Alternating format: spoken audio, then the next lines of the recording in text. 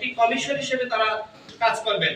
আমরা তাদেরকে গণ অধিকার পরিষদের পক্ষ থেকে আমরা একটি অবাধ সুষ্ঠু নিরপেক্ষ নির্বাচন অনুষ্ঠানে তারা আমাদের কাছে সহযোগিতা চেয়েছেন, আমরা অবশ্যই সেই সহযোগিতা করব। আমাদের দাবি মূলত একটি, সেটি হলো আওয়ামী লীগকে অবশ্যই বিচারপূর্বক তাদের যে নিবন্ধন সেটি স্থগিত বা বাতিল করতে হবে। মূলত এই বিষয়টি স্পষ্টভাবে আমরা এর আগেও জানিয়েছি, আজকেও সেটি জানিয়েছি। আমরা চাই যে বর্তমানে যে ইসি রয়েছে তারা সকল দলের সাথে পরামর্শ করে তাদের মতামত নিয়ে তারা আগামীতে কিভাবে নির্বাচন করতে চায় সেটি কিন্তু খোলাসা করা দরকার। ইতিমধ্যে আমরা দেখেছি যে তাদের কারো কারো বক্তব্য নিয়েও কিন্তু স্পষ্টতা তৈরি হয়েছে যে তারা আসলে কিভাবে কোন পথে এগোচ্ছে। আমার মনে হয় সেই জিনিসটা যদি তারা স্পষ্ট করেন যে তারা অমোঘ সময়ের মধ্যে ইলেকশনটা করতে চায়, তারা এই প্রস্তুতি নিয়েছে। বিশেষ করে আমরা দেখেছি যে আওয়ামী লীগের সময়ে মৃত মানুষ ভোট দিয়েছে, তো সেক্ষেত্রে এবং একই সাথে আমরা ভোট কারচুপি, ভোট জালিয়াতি, ভুয়া ভোটার সেগুলো আমরা দেখেছি। সে বিষয়ে আমরা কিন্তু স্পষ্টভাবে বলেছি যে কোনো মৃত মানুষ যাতে ভোট দিতে না পারে সেই বিষয়ে কিন্তু আপনাদেরকে অবশ্যই যথাযথ পদক্ষেপ নিতে হবে। তারা আমাদেরকে বলেছেন যে তারা নতুন ভাবে ভোটার তালিকা হালনাগাদ, নতুন ভোটারদেরকে অন্তর্ভুক্ত করা এবং একই সাথে কতজন আসলে মৃত ভোটার এর আগে ভোট দিয়েছে সেই বিষয়গুলো কিন্তু আমাদেরকে স্পষ্ট করেছেন যে প্রায় 25 লাখ নতুন ভোটার এবং তারা দেখেছে যে 15 লাখ মৃত মানুষের আগে ভোট দিয়েছে, সেই কথাগুলো তারা কিন্তু আমাদেরকে জানিয়েছে। এবং একই সাথে তারা দেখেছে যে আপনার ইতিপূর্বে আওয়ামী লীগের আমলে নানান ধরনের সংকট সমস্যা হয়েছে। তারা চায় যে আগামীতে তারা এই ধরনের সমস্যা, সংকট, ভোট কেন্দ্রের জালিয়াতি এই ধরনের সমস্যা যাতে না হয় আমাদের কাছে তারা সহযোগিতা চেয়েছেন। আমরা তাদেরকে শতভাগ সহযোগিতা করার আশ্বাস দিয়েছি। এরপর যে আমাদের মাঝে কথা বলবেন গণ অধিকার পরিষদের সংগ্রামী সভাপতি আমি একটু প্রশ্ন করতে চাই। আপনারা জানেন গণ অধিকার পরিষদের আজকে 8 সদস্যের প্রতিনিধি দল আমরা নির্বাচন কমিশনে এসেছিলাম। আমাদের সাথে ছিলেন গণ অধিকার পরিষদের সাধারণ সম্পাদক প্রধান রাশেদ খান, সিনিয়র সাধারণ সম্পাদক সালাম মামুন, সিনিয়র সহসভাপতি ফারুক হোসেন, উচ্চতর পরিষদের সদস্য খালিদ হোসেন, গণ অধিকার পরিষদের আরেকজন সদস্য শাহিনুজ্জামান, গণ অধিকার পরিষদের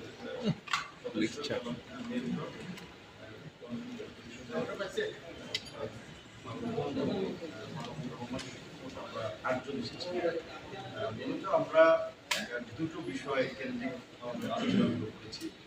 প্রথমত যেহেতু ওনারা একটা সংকটকালীন সময়ে দায়িত্ব নিয়েছেন এবং তাদের পারফরমেন্সের উপরে এবং তাদের দায়িত্ব পালনের উপরে জাতির আগামীর ভবিষ্যৎ নির্ভর করছে। আমরা যে পরিবর্তিত পরিস্থিতিতে দাঁড়িয়ে নতুন বাংলাদেশের কথা বলছি, প্রত্যাশা করছি, সেটার নির্ভর করছে নির্বাচন কমিশন। সেক্ষেত্রে এখন আগামী নির্বাচন নিয়ে তাদের প্রস্তুতি কিরকম, তারা আসলে দায়িত্ব নেওয়ার পর থেকে কি কি কাজগুলো করছে, বিশেষ করে নির্বাচন কমিশনের প্রতি আমরা মনে করি যে অনেকদিন ধরেই আমাদের দেশের বাইরে থাকা প্রবাসীদের একটা জোরালো দাবি ছিল যে তারা বাইরে থেকে রেমিটেন্স পাঠায়, দেশে টাকা পাঠায়, কিন্তু দেশের কোনো সুযোগ সুবিধা তারা ওই অর্থে ভোগ করে না। কাজে তাদের ভোটের অধিকারটা এইবার কিন্তু প্রধান উপদেষ্টা তার ভাষণেই বলেছিলেন সম্ভবত যে আগামী নির্বাচনে প্রবাসীরা ভোট দিতে পারবে। সেক্ষেত্রে প্রবাসীদের এই ভোটার তালিকায় অন্তর্ভুক্ত করার ক্ষেত্রে এবং তাদের এই ভোটদানের সুযোগ নিশ্চিত করার জন্য নির্বাচন কমিশন কি কি কাজ করছে, কতটুকু আসলে তারা আগাচ্ছে এবং এটা আদৌ সম্ভব কিনা এই নির্বাচন। তো এক্ষেত্রে তারা বলেছে দে আর মানে ওয়ার্কিং এবং তারা যথেষ্ট চেষ্টা করে যাচ্ছে। পাশাপাশি নির্বাচন পরিচালনার জন্য যে একটা দক্ষ এবং পেশাদার প্রশাসন লাগবে। আপনারা জানেন যে গত 16 বছরে এই প্রশাসনকে যেভাবে দলীয়করণ করেছে, ভোট কারচুপি এবং অনিয়মে অভ্যস্ত করেছে, সেক্ষেত্রে এই প্রশাসনকে দিয়ে একটা অবাধ সুষ্ঠু নিরপেক্ষ নির্বাচন করাটা দুরূহ ব্যাপার। আগে ছিল সবাই আওয়ামী আদর্শের, আওয়ামী চেতনা উদ্বুদ্ধ, এখন তো আবার আমি নাম নাই বললাম, কেউ বলে আমরা গণ অধিকার পরিষদের লোক, কেউ বলে বিএনপির লোক, কেউ বলে জামাতের লোক, কেউ বলে আমরা এই ছাত্রদের প্রতিনিধি।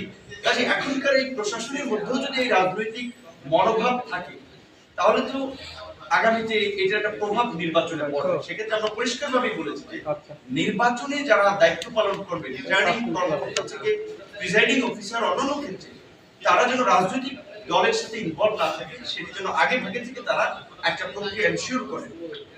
তৃতীয়ত, আমরা বিশেষ করে বিগত বিতর্কিত নির্বাচনগুলোতে যারা দায়িত্ব পালন করেছে, এই অনিয়মের সাথে যারা জড়িত ছিল, তাদের বিরুদ্ধে আইন শৃঙ্খলা বাহিনী কিংবা রাষ্ট্র কি ব্যবস্থা নেবে, সেটা রাষ্ট্র নেবে। এখন পর্যন্ত তো সকলে বহাল তবিয়ত আছে, অনেককে ওএসডি করা হচ্ছে, অনেকের বিরুদ্ধে ব্যবস্থা নেওয়া হচ্ছে, আবার অনেককে তলে তলে কিন্তু সুযোগও দেওয়া হচ্ছে যে আমাদের লোক তোমাদের লোক বলে। কাজে সেক্ষেত্রে কে থাকে কে না থাকে সেটা তো তারা বুঝবেন, কিন্তু আমরা এটুকু এনশিওর করতে তাদেরকে বলেছি নির্বাচনী দায়িত্বে যেন তারা না থাকে, গত বিতর্কিত নির্বাচনগুলোতে যারা দায়িত্ব পালন করেছে। এবং রাজনৈতিক দলগুলোর পক্ষ থেকে আপনারা ইতিমধ্যেই জানেন যে মাঠে কিংবা প্রধান উপদেষ্টার টেবিলেও এই ডিবেটটা চলছে যে লোকাল নির্বাচনটা আগে করার বিষয়ে। সেক্ষেত্রে নির্বাচন কমিশনার কিন্তু পরিষ্কারভাবেই ডিরেকশন দিয়েছেন যে যেহেতু তারা একটা স্বাধীন প্রতিষ্ঠান, তারা কারো নির্দেশে নির্বাচন করবেন না, কিন্তু যেহেতু একটা জাতীয় সংকটকালীন সময় তারা দায়িত্ব নিচ্ছেন, এখানে একটা নির্বাচনের জন্য, একটা অর্থবহ নির্বাচনের জন্য রাজনৈতিক ঐক্যমত্য জরুরি। রাজনৈতিক ঐক্যমত্য ছাড়া একটা সুষ্ঠু নির্বাচন সম্ভব নয়। সেক্ষেত্রে প্রধান উপদেষ্টা যে রাজনৈতিক দলগুলোর সাথে আলাপ করে একটা সম্ভাব্য ডেট দিয়েছেন, তারা ওইটা মাথায় রেখে কিন্তু একটা প্রস্তুতি তারা নিচ্ছেন। সেক্ষেত্রে এখন রাজনৈতিক ঐক্যমত্য যদি তৈরি হয় লোকাল নির্বাচন আগে, তারা বিবেচনা করবেন। যদি রাজনৈতিক ঐক্যমত্য না হয় তাহলে তারা করতে পারবেন। চতুর্থত, আমরা যে বলেছি যে বিশেষ করে গত নির্বাচনের আগে আমরা দেখছি দুটো পার্টি